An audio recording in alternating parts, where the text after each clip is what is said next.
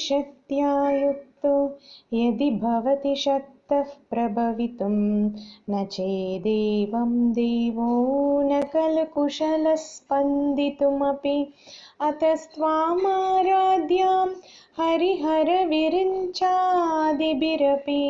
प्रणन्तुं स्तोतुं वा कथमकृतपुण्यः प्रभवति तनीयां सम्पांसुं तव चरणपङ्केरुहभवं विरिञ्चिः सञ्चिन्वन् विरचयति लोकानविकलं वहत्येनं शौरिः कथमपि सहस्रेण शिरसां हर्षं शुद्ध्यैनं भजति भसितोद्धूलनविधिम् अविद्यानामन्तस्तिमिरमिहिरद्वीपनगरी जटानां चैतन्यस्तबकमकरन्तश्रुतिझरी दरिद्राणां चिन्तामणिगुणनिका जन्मजलदौ निमग्नानां दंष्ट्रामुररिपुवराहस्य भवति त्वदन्यः पाणिभ्याम् अभयवरदो दैवतगणः त्वमेका नैवासि प्रकटितवराभीत्यभिनया भयात्त्रातुं धातुं फलमपि च वाञ्छासमधिकं शरण्ये लोकानां तव हि चरणावेव निपुणौ हरिस्त्वामाराध्य प्रणतजनसौभाग्यजननीं पुरानारी भूत्वा पुररिपुमपि क्षोभमनयत् स्मरोऽपि त्वां नत्वा रतिनयनलेह्येन वपुषा मुनीनामप्यन्तप्रभवति हि मोहाय महताम् धनुः पौष्पं मौर्वी मधुकरमयी पञ्चविशिखाः वसन्तः सामन्तो मलयमरुदायो धनरतः तथाप्येकः सर्वं हिमगिरिसुते कामपि कृपाम् अपाङ्गाते लब्ध्वा जगदिदमनङ्गो विजयते क्वनत्काञ्चीधामा करिकलभकुम्भस्तननता परीक्षीणा मध्ये परिणतशरच्चन्द्रवदना धनुर्बाणान् पाशं श्रेणिमपि दधाना करतलैः पुरस्तादास्तां नः पुरमतितुराहो पुरुषिका सुधा सिन्धोर्मध्ये सुरविटपिवाटी परिवृते मणिद्वीपे नीपो पवनवती चिन्तामणिगृहे शिवाकारे मञ्चे परमशिवपर्यङ्कनिलयां भजन्ति त्वां धन्याः कतिचन चिदानन्दलहरीं महीं मूलाधारे तमपि मणिपुरे हुतवहं स्थितं स्वादिष्ठाने हृदि मरुतमाकाशमुपरि मनोऽपि भ्रूमध्ये सकलमपि भित्त्वा कुलपतं सहस्रारे पद्मे सहरहसि पत्या विहरसे सुधाधारासारैश्चरणयुगलान्तर्विगलितैः प्रपञ्चं सिञ्चन्ती पुनरपि रसाम्नायमहसः अवाप्य स्वां भूमिं भुजगनिभमध्युष्टवलयं स्वमात्मानं कृत्वा स्वपिशिकुलकुण्डे कुहरिणी चतुर्भिः श्रीकण्ठैः शिवयुवतिभिः पञ्चभिरपि प्रभिन्नाभिः शम्भोर्नवभिरपि मूलप्रकृतिभिः चतुश्चत्वारिंशत् वसुधलकलाश्रत्रिवलय त्रिरेखाभिः सार्धं तव शरणकोणाः परिणताः त्वदीयं सौन्दर्यं तुहिनगिरिकन्ये तुलयितुं कवीन्द्राः कल्पन्ते कथमपि विरिञ्चि प्रभृतयः यथा लोकौत्सुक्याधमरललना यान्ति मनसा तपोभिर्दुष्प्रापामपि गिरिशसायुज्यपदवीम् नरं वर्षीयांसं नयनविरसं नर्मसुजडं तवापाङ्गालोके पतितमनुधावन्ति शतशः गलद्वेणीबन्धाः कुचकलशविस्त्रस्तसिचया हठात् त्रुट्यत्काञ्च्यो विगलितदुकूला युवतयः शितौ षट्पञ्चाशत् द्विसमधिकपञ्चाशदुदके हुताशे द्वाषष्टिश्चतुरधिकपञ्चाशदनिले दिवि द्विषट्त्रिंशन्मनसि च चतुष्षष्टिरिति ये मयूखास्तेषामप्युपरि तव पादाम्बुजयुगम् शरज्योत्स्ना शुद्धां शशियुतजटाजूटमकुटां वरत्रासत्रानस्फटिकघटिका पुस्तककरां सकृन्नत्वा नत्वा कथमिव सतां सन्निधदते मधुक्षीरद्राक्षा मधुरिमधुरीणा हनितयः कवीन्द्राणां चेतः कमलवनभालातपरुचिं भजन्ते ये सन्तः कतिचिदरुणामेव भवतीं विरिञ्चिः प्रेयस्यास्तरुणतरशृङ्गारलहरी गभीराभिर्वाग्भिर्विदधति सतां रञ्जनममी सवित्रीभिर्वाचां शशिमनिशिलाभङ्गरुचिभिर्वशिन्याद्याभिस्त्वां सहजननि सञ्चिन्तयति यः सकर्ता काव्यानां भवति महतां भङ्गिरुचिभिर्वचोभिर्वाग्देवी वदनकमलामोदमधुरैः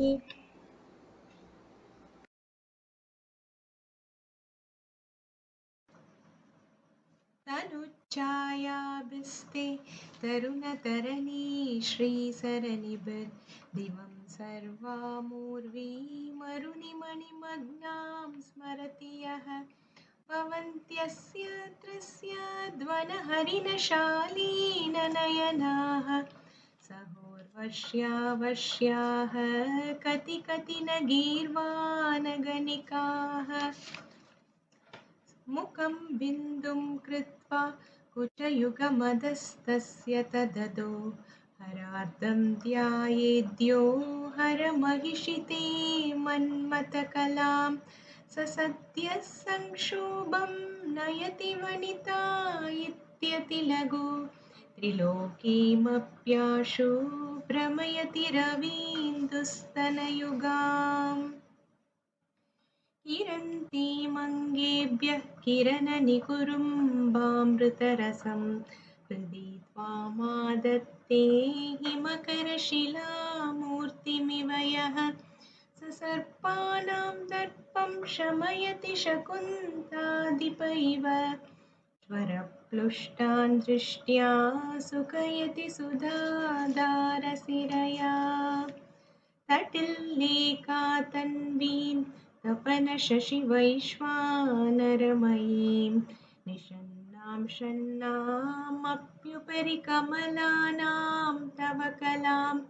महापद्माटव्यां मृदितमलमायेन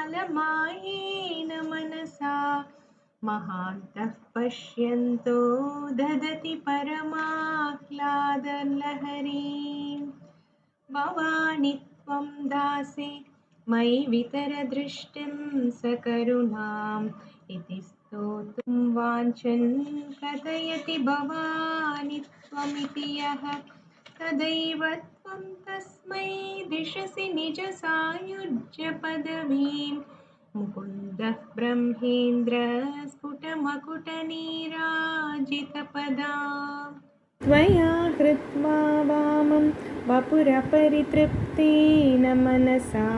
शरीरार्धं शम्भोरपरमपि शङ्कीकृतमभूत्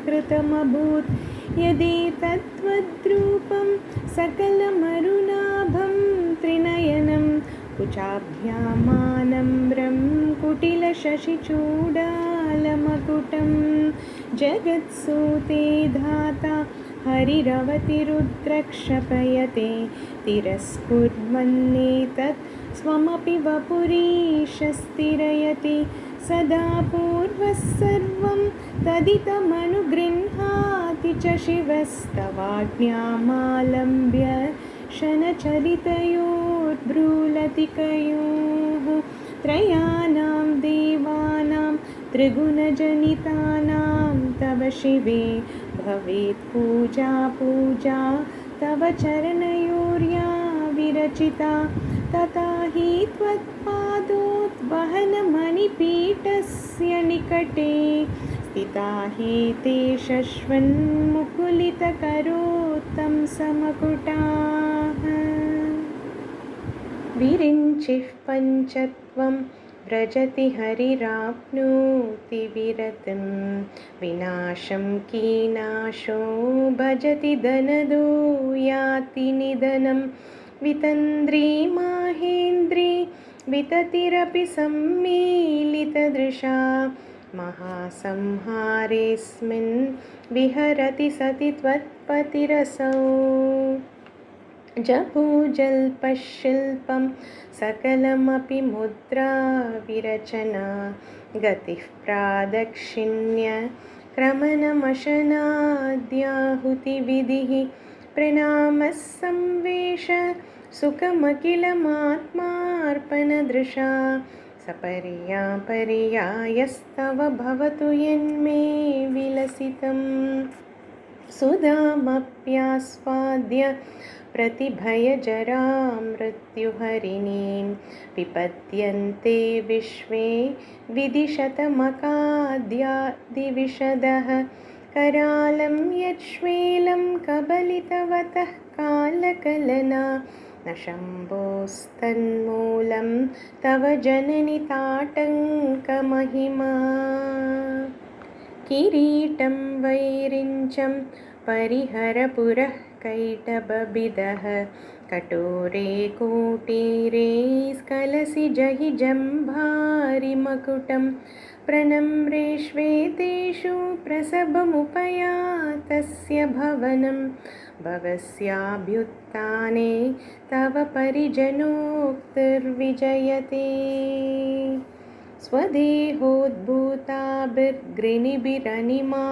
स्वदेहोद्भूताभिर्गृणिभिरनिमाद्याभिरभितो निषेव्ये नित्ये त्वामहमिति सदा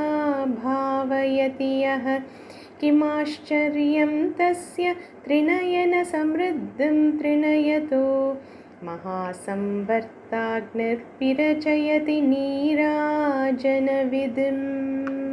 चतुष्षष्ट्या तन्त्रैः सकलमतिसन्धाय भुवनं स्थितस्तत्तत्सिद्धिप्रसवपरतन्त्रैः पशुपतिः पुनस्त्वन्निर्बन्धादखिलपुरुषार्थैकघटना स्वतन्त्रं ते तन्त्रं क्षितितलमवातीतरदिदम्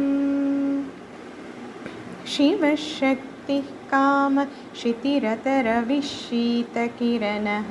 स्मरोऽहंसश्चक्रस्तदनु च परामारहरयः अमीहृल्लेखाभिस्तिसृभिरवसानेषु घटिता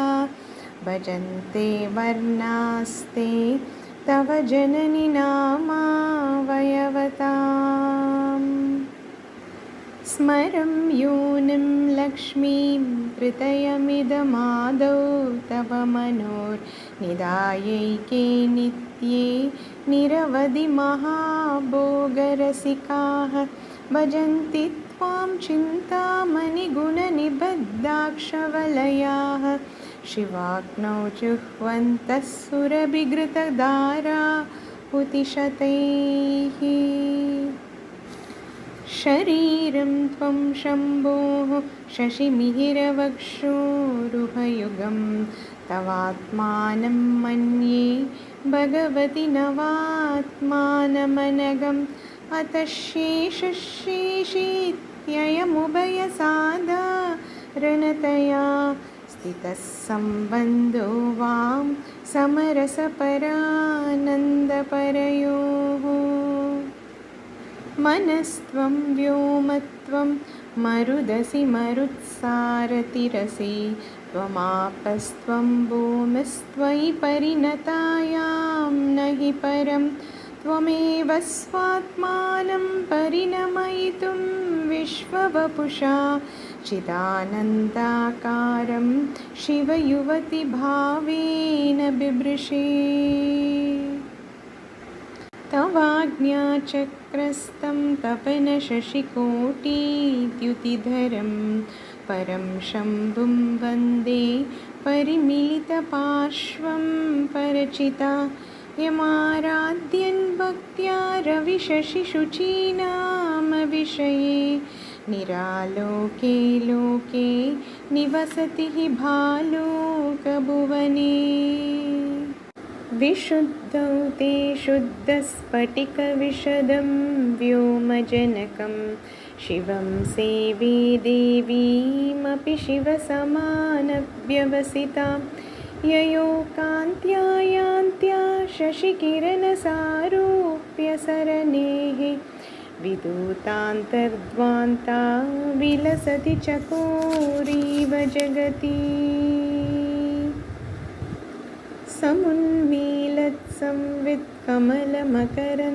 समुन्मीलत्संवित्कमलमकरन्दैकरसिकं भजेऽहं सद्वन्द्वं किमपि महतां मानसचरं यदालापादष्टादशगुणितविद्या परिणतिः यदा दत्ते दोषात् गुणमखिलमद्भ्यः पयैव तव स्वादिष्टाने उत वहमधिष्ठाय निरतं तमीडे संवर्तं जननि महतीं तां च समयां यदा लोके लोकान् दहति महसि क्रोधकलिते तयार्द्राया दृष्टिः शिशिरमुपचारं रचयति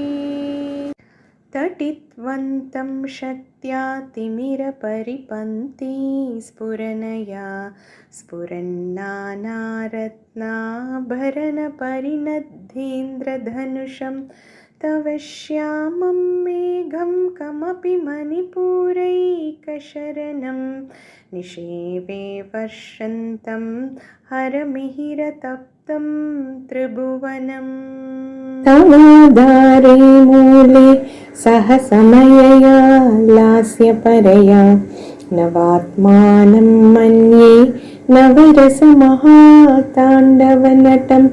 उभाभ्यामेताभ्याम् उदयविधिमुद्दृश्य दयया सनाताभ्यां जग्मे जनकजननीमत् जगदिदम् गतैर्माणिक्यत्वं गगनमणिभिः सान्द्रघटितं किरीटं ते हैमं हिमगिरिसुते कीर्तयति यः समीरे यच्छायाच्चुरनशबलं चन्द्रशकलं धनुःशौणासीरं किमिति न निबध्नाति दिशनां दुनोतु त्वान्तं मस्तुलितदलितेन्दीवरवनं घनस्निग्धश्लक्ष्णं चिकुरनिकुरुम्बं तव शिवे यदीयं सौरभ्यं सहजमुपलब्धुं सुमनसो वसन्त्यस्मिन् मन्ये बलमतनवाटी विटपिनाम् तनोतु क्षेमं नस्तव वदन सौन्दर्यलहरी परिवाहस्पृशन्ती प्रोतः सरणिरिव सीमन्दसरणिः वहन्ती सिन्दूरं प्रबलकबरी भारतिनिरविशां बृन्दैर्बन्धीकृतमिव नवीनार्ककिरणम् अरालैः स्वाभाव्यादलिकलभसश्रीविरलकैः परीतं ते वक्त्रं परिहसति पङ्केरुहरुचिं दरस्मेरे यस्मिन् दशनुरुचि किञ्चल्करुचिरे सुगन्तौ माद्यन्ती स्मरदहनचक्षुर्मधुलिहः ललाटं लावण्यद्युतिविमलमाभाति तव यत् द्वितीयं तन्मन्ये मकुटघटितं चन्द्रशकलं विपर्यासन्यासात् उभयमपि सम्भूय च मितः सुधालेपस्योतिः परिणमतिराकाहिमकरः भ्रुवौ भुग्ने किञ्चित् भुवनभयभङ्गव्यसनिनि त्वदीये नेत्राभ्यां मधुकररुचिभ्यां धृतगुणं धनुर्मन्ये सव्येतरकरगृहीतं रतिपतेः प्रकोष्ठे मुष्टौ च स्थगयति निगूढान्तरमुमे आहसूते सव्यं तव नयनमर्कात्मकतया त्रियामां वामं ते सृजति रजनीनायकतया तृतीया ते दृष्टिर्धरदलितहेमाम्बुजरुचिः समादत्ते सन्ध्यां दिवसनिशयोरन्तरचरीम् विशाला कल्याणी स्फुटरुचिरयोध्या कुवलयैः कृपाधारा धारा किमपि मधुरा भोगवतिका अवन्ती दृष्टिस्ते बहुनगरविस्तारविजया ध्रुवं तत्तन्नाम व्यवहरणयोग्या विजयते कवीनां सन्दर्पस्तबकमकरन्दैकरसिकं कटाक्षव्याक्षेप भ्रमरकलभौ कर्णयुगलम् अमुञ्चन्तौ दृष्ट्वा तव नवरसास्वादतरलौ असूयासंसर्गादलिकनयनं किञ्चिदरुणम् शिवे शृङ्गारार्द्रा तदितरजने कुत्सनपरा सरोषा गङ्गायां गिरिशचरिते विस्मयवती हराहिभ्यो भीता सरसिरुहसौभाग्यजननी सखेषु स्मेराते मयि जननि दृष्टिः सकरुणा गते कर्णाभ्यर्णं गरुतैव पक्ष्मानि ददति पुराम्बेतुश्चित्तः प्रशमरसविद्रावनफले इमे नेत्रे गोत्राधरपतिकुलोत्तं सकलिके तवाकर्णाकृष्णस्मरशरविलासं कलयतः विभक्तत्रैवर्ण्यं व्यतिकरितलीलाञ्जनतया विभाति त्वन्नेत्र तृतयमिदमीशानदयिते पुनः स्रष्टुं देवान् द्रुहिणहरिरुद्रानुपरतान् रजःसत्त्वं बिभ्रत्तम इति गुणानां त्रयमिव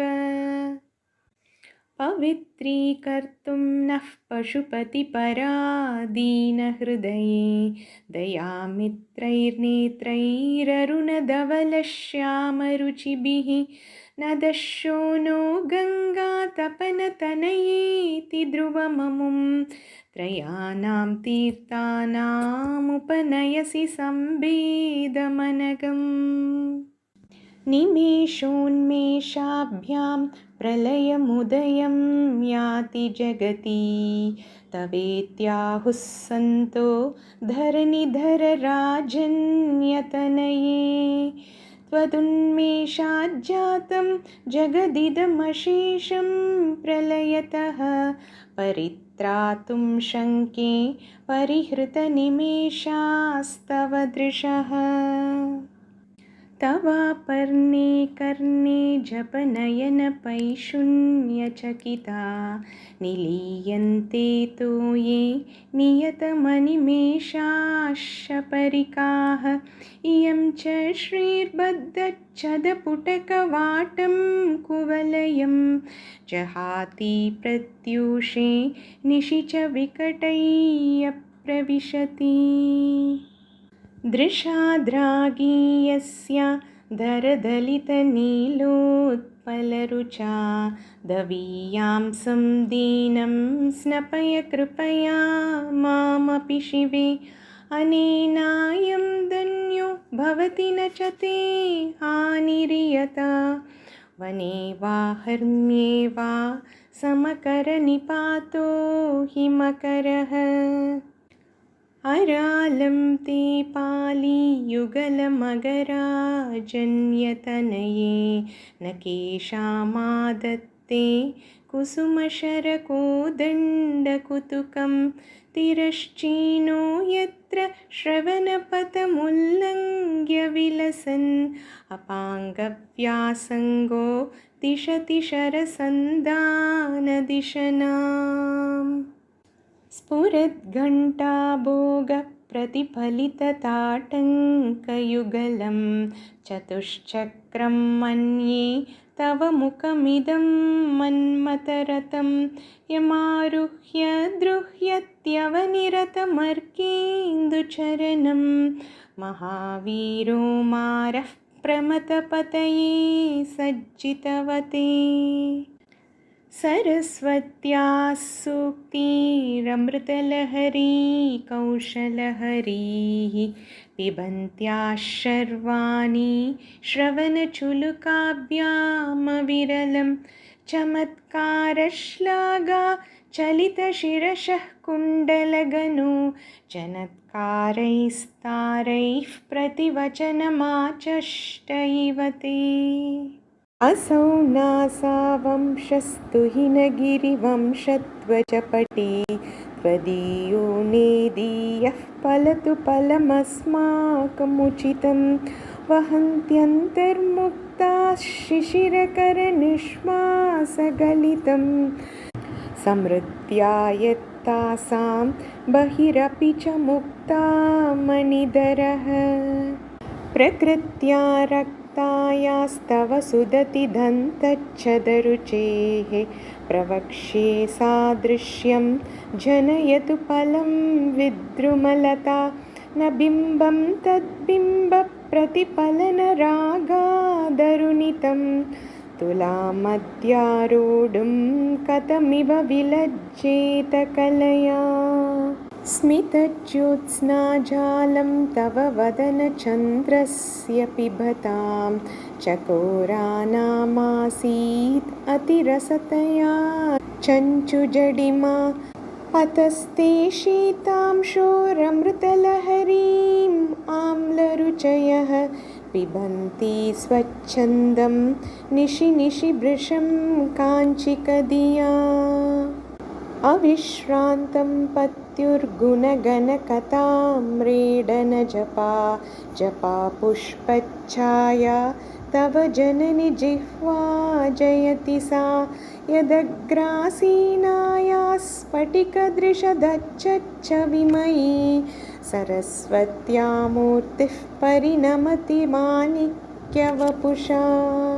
रणे जित्वा दैत्यानपहृतशिरस्त्रैः कवचिभिः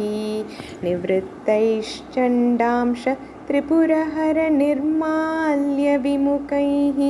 विशाखेन्द्रोपेन्द्रैः शशिविशदकर्पूरशकला विलीयन्ते मातस्तव वदनताम्बूलकबलाः विपञ्च्या गायन्ती विविधमपदानं पशुपतेः त्वयारब्धे वक्तुं चलितशिरसा साधुवचने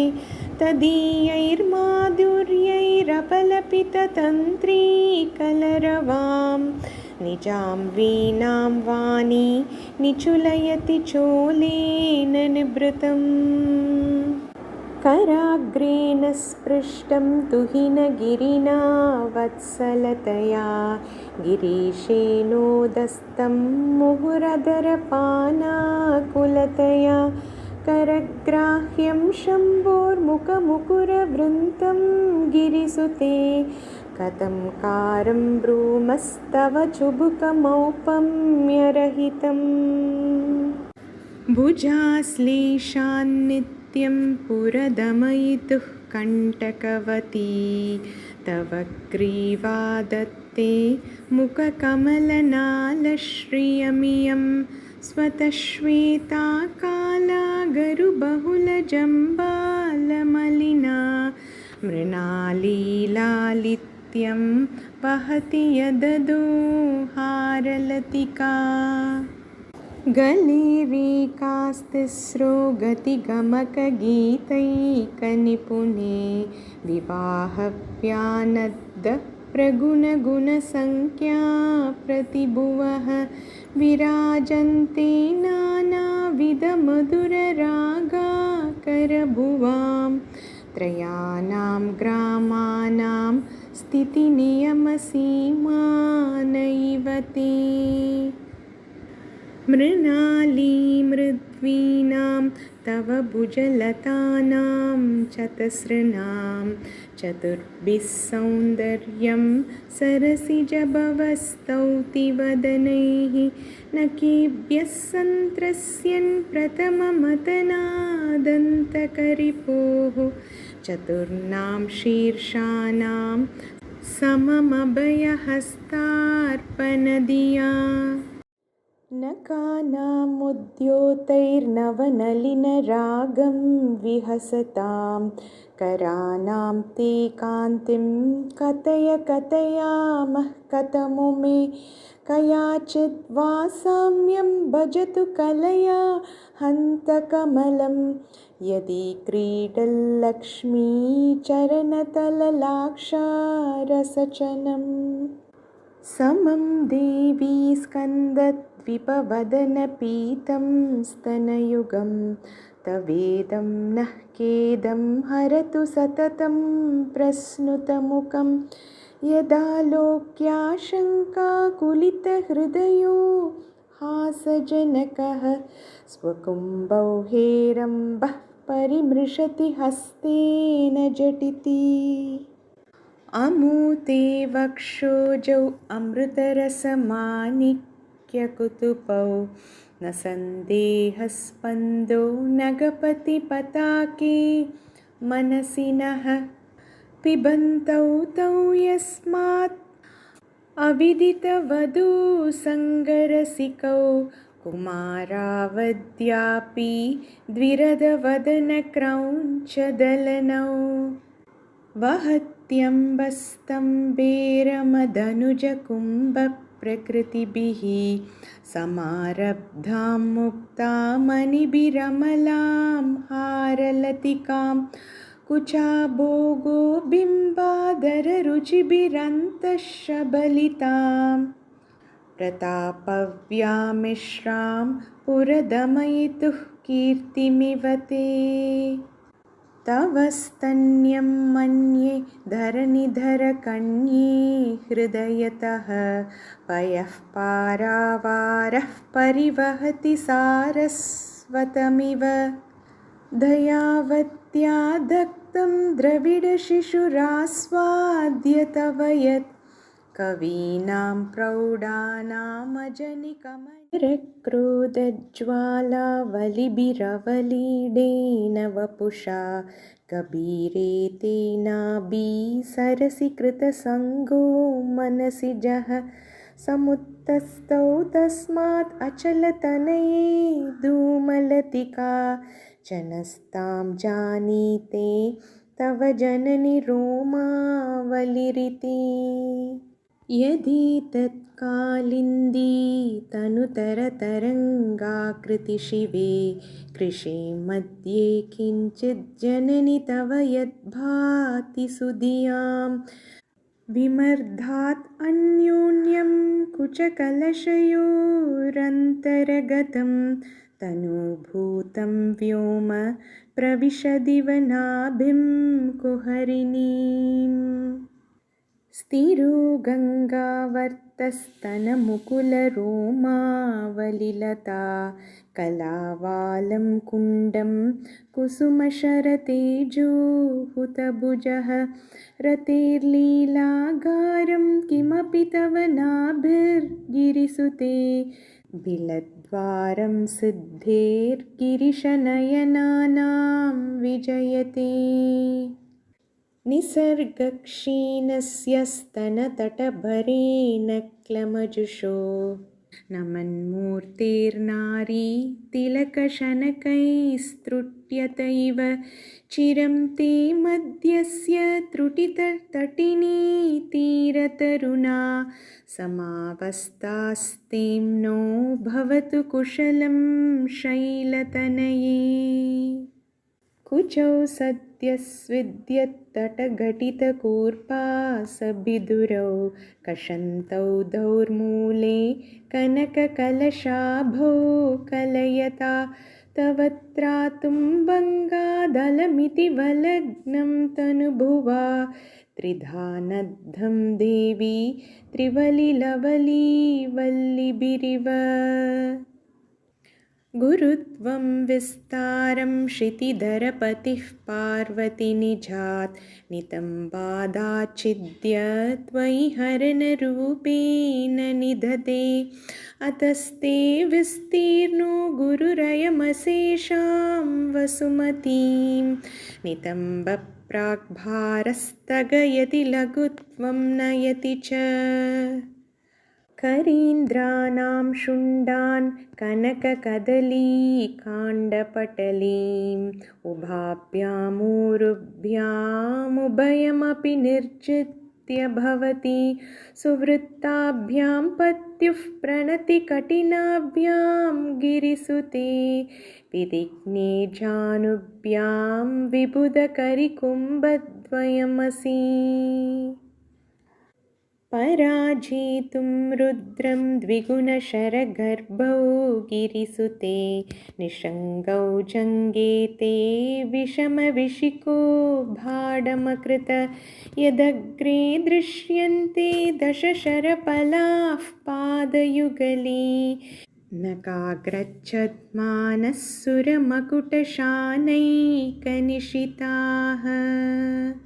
श्रुतीनां मूर्धानो दधति तव यौ शेखरतया ममाप्येतौ मातः शिरसि दयया देहि चरणौ ययोः पाद्यं पातः पशुपतिजटाजूटतटिनी ययोर्लाक्षालक्ष्मीररुणहरिचूडामणिरुचिः नमो वाकं ब्रूमो नयनरमणीयाय पदयोः तवास्मै द्वन्द्वाय स्फुटरुचिरसालक्तकवते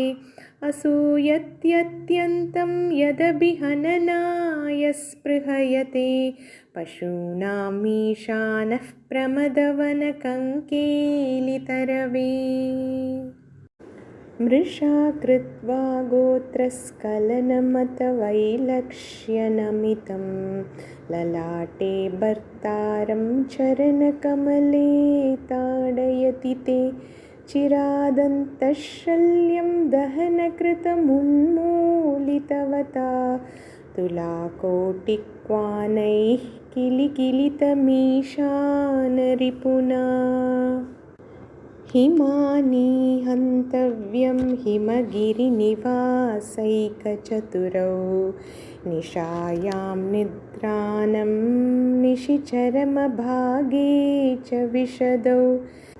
वरं लक्ष्मीपात्रं श्रियमतिसृजन्तौ समयिनां सरोजं त्वत्पादौ जननि जयतश्चित्ते स्तोत्रमिह किम्। पदं ते कीर्तीनां प्रपदमपदं देवि विपदां कथं नीतं सद्भिः कठिनकमटीकर्परतुलां कथं वा बाहुभ्यामुभयमनकाले पुरभिधा यदाधाय न्यस्तं दृशदि दयमानेन मनसा न कैर्नाकस्त्रीणां करकमलसङ्कोचशशिभिः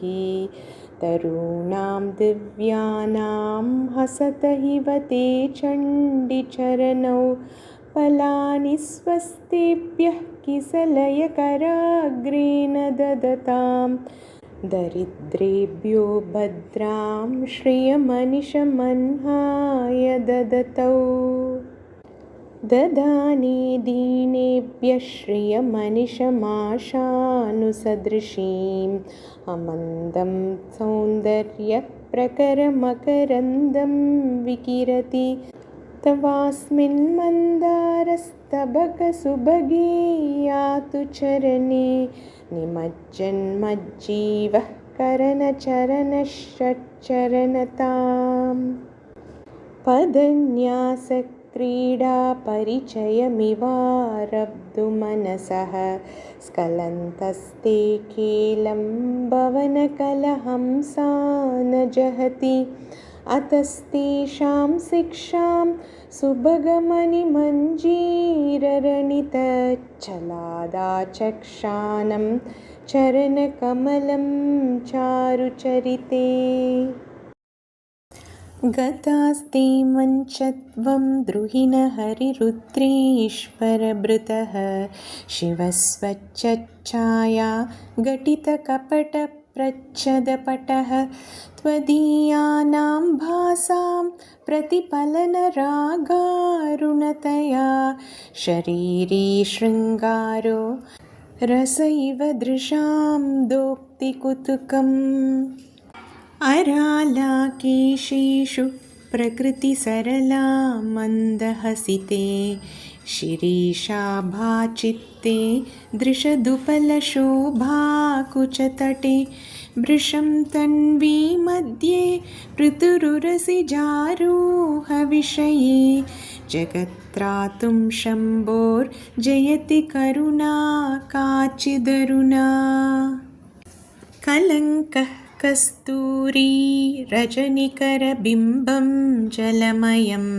कलाभिः कर्पूरैर्मरकतकरण्डं निबिडितम् अतस्त्वद्भोगेन प्रतिदिनमिदं रिक्तकुहरं विधिर्भूयो भूयो निबिडयति नूनं तव कृते पुरारातेरन्तः पुरमसि ततस्त्वच्चरणयोः सपर्या मर्यादा तरलकरणानामसुलभा तथा ह्येते नीताः शतमकमुखाः सिद्धिमतुलां तव द्वारोपान्तस्थितिभिरनिमाद्याभिरमराः कलत्रं वैधात्रं कति कति भजन्ते न कवयः श्रियो देव्याः को वा न भवति पतिः कैरपि धनैः महादेवं हित्वा तव सति सतीनामचरमे कुचाभ्यामासङ्गः कुरवकतरोरप्यसुलभः गिरामाहुर्देवीं द्रुहिणगृहिणीमागमविदो हरेः पत्नीं पद्मां हरसहचरीमद्रितनयां तुरीया कापि त्वं दुरधिगमनिस्सीममहिमा महामाया विश्वं भ्रमयसि परब्रह्ममहिषी कदा काले मातः कथय कलितालक्तकरसं पिबेयं विद्यार्थी तव चरणनिर्णेजनजलं प्रकृत्या मूकानामपि च कविता कारणतया कदा दत्ते वाणी मुखकमलताम्बूलरसताम् सरस्वत्या लक्ष्म्या विधिहरिसपत्नो विहरते रतेः पातिव्रत्यं शिथिलयति रम्येन वपुषा चिरं जीवन्नेव क्षपितपशुपाशव्यतिकरः परानन्दाभिक्यं रसयति रसं त्वद्भजनवान् प्रदीपज्वालाभिर्दिवसकरनीराजनविधिः सुधासूतेश्चन्द्रोपलजललवैरर्घ्यरचना स्वकीयैरम्बोभिः सलिलनिधिसौहित्यकरणं त्वदीयाभिर्वाग्भिस्तव जननि वाचां स्तुतिरियम्